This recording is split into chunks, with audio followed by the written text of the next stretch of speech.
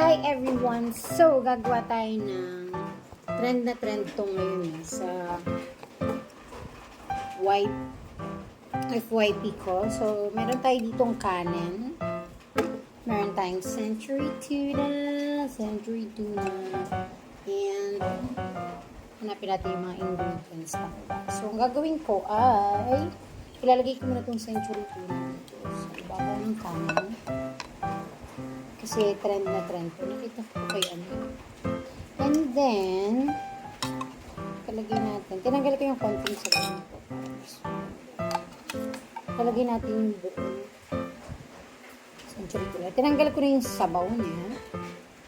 And after niya, kuha tayo ng Lady's Choice. Lady's Choice.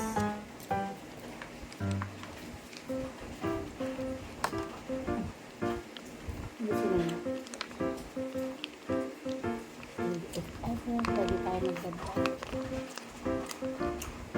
Okay. Down with the Lady's Choice.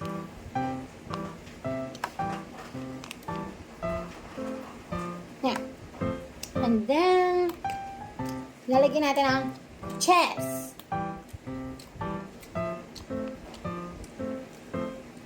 Sa pouch na yung binili ko kasi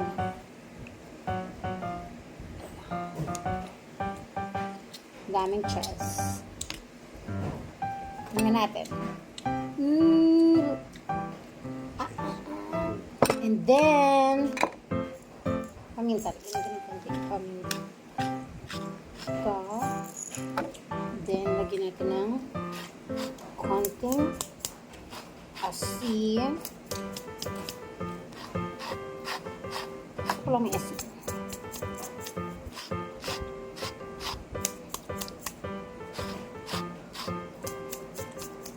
Alright.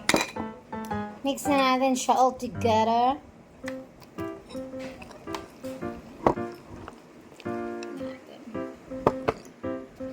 Tignan nyo yung pag-mix.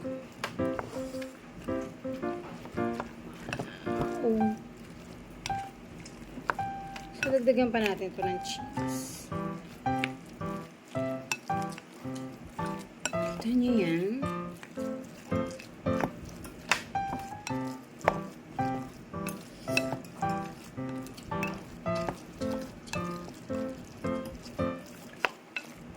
Alright, so, meron din ako ditong nori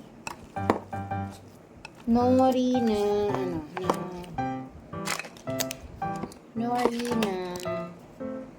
this one! Dadagdagan ko lang ng konting cheese.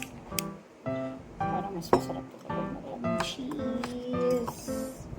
Ayan, dinagdagan ko na siya. Let's try na. Haluin ko lang. Mix well. And I think pwede na ito. Tignan natin kung masarap. Gusto natin yung isang nori. And ilalagay natin siya dito sa nori. Try it. Ang spoon. Ilalagay natin siya sa ating nori. And let's eat.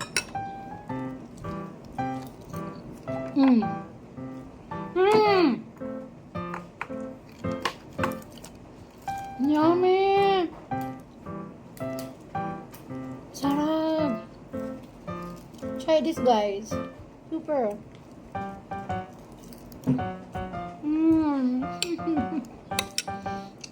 Babe! Panahintay nyo. Gawin nyo na. Super yummy.